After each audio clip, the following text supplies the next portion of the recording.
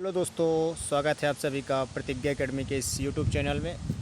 दोस्तों, आज के इस वीडियो में हम डिस्कस करेंगे ऐसे महत्वपूर्ण देश तथा उनमें खेलने जाने वाले राष्ट्रीय खेल या उनके राष्ट्रीय खेल के बारे में जानने की कोशिश करेंगे। आप लोगों को पता ही होगा कि एग्ज़ाम में यहाँ से क्वेश्चन न कभी एक दो नंबर का बनता ही बनता है कि ऐसा कौन सा देश है जिसका राष्ट्रीय खेल ये है, या फिर राष्ट्र का नाम दे देगा और 4 ऑप्शन दे देगा कि बताइए अमेरिका का राष्ट्रीय खेल कौन है, चीन का कौन है। तो कुछ हम महत्वपूर्ण देशों के राष्ट्रीय खेल के बारे में चर्चा करेंगे तथा उसको एक माइंड मैप से याद करने की कोशिश करेंगे। इसका माइंड मैप के बारे में डिस्कस मैंने एक आध वीडियो में आपसे पिछली बार भी कर चुका हूँ। उसी चीज़ का उपयोग करते हुए हम इन चीज़ों को याद करने की कोशिश करेंगे। तो चलिए आगे बढ़ते हैं। दोस्तों, आज के इस वीडियो में हमें 8 से 10 देश हैं, उनके राष्ट्रीय खेल के बारे में जानने की कोशिश करेंगे तथा उसको एक माइंड मैप से याद करेंगे जो हमारे माइंड में काफ़ी लंबे समय तक बनी रहेगी। तो चलिए स्टार्ट करते हैं। जैसे कि यूएसए का राष्ट्रीय खेल है बेसबॉल। आप लोगों ने सुना ही होगा कि जो संयुक्त राज्य अमेरिका है वह प्राचीन काल से ही एक महाशक्ति रहा है, मतलब वह महाशक्ति का केंद्र रहा है।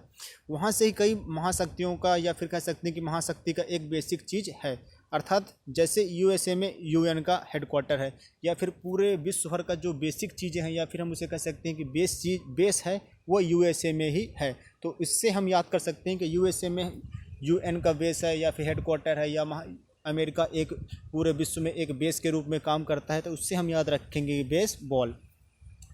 चीन का हो गया टेबल टेनिस। चीन में अधिकतर देखते होंगे कि आप टी बोलते रहते हैं, तो हम याद रखेंगे चीन टी गया, या फिर टी अधिकतर चीन के नाम में टी से टी आता है, तो टी से याद रखेंगे टेबल टेनिस। तो चीन का हो गया टेबल टेनिस। कनाडा में देखते हैं आप सी आया है, तो सी से कनाडा का राष्ट्रीय खेल है आइस हॉकी। आइस कैसी होती है? एक क्रीम। हम नहीं कहते कि हमको जैसे आइसक्रीम दीजिए, तो हम उसी से याद रखेंगे कि क्रीम और यहाँ पे आ गया आइस, तो आइसक्रीम या फिर आइस हॉकी कनाडा का राष्ट्रीय खेल हो गया। स्पेन का होता है बुल फाइट, जिसे सांड युद्ध भी कहते हैं। स्पेन में आप लास्ट में 3 वर्ड देखेंगे कि पैन।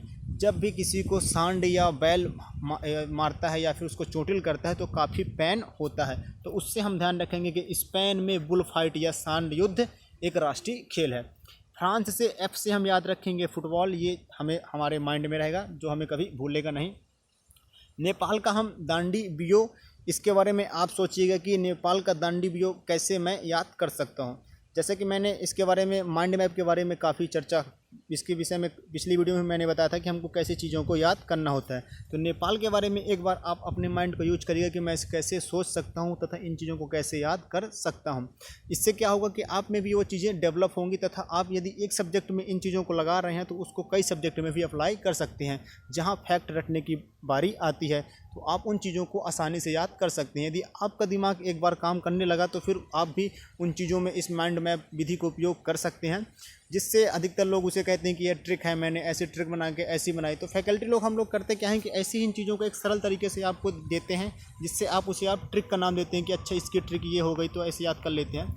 लेकिन वो ट्रिक बनाता है कोई, वो ट्रिक तो हम ही लोग बनाते हैं। इसीलिए यदि आप भी इन चीज़ों में दिमाग लगाते हैं, उन चीज़ों को याद करने की कोशिश करते हैं, तो ये ऐसा होता है कि यदि आपके द्वारा बनाई गई ट्रिक जो आप खुद माइंड मैप का उपयोग करके उन चीज़ों को बनाते हैं तो आपको कभी नहीं भूलती। तो नेपाल में आप इसको लगाइएगा, तथा भूटान में भी आप लगाने की कोशिश करिएगा। भूटान को तो मैंने लेके आया था, लेकिन इन दोनों देशों के बारे में आप माइंड मैप का उपयोग करने की कोशिश करिएगा।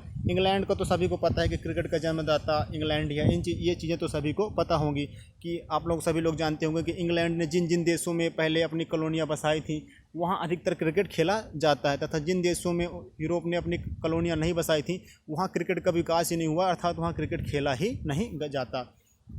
इसके अलावा आगे बढ़ेंगे, जैसे जापान से जैसे याद रखेंगे जूडो हो गया।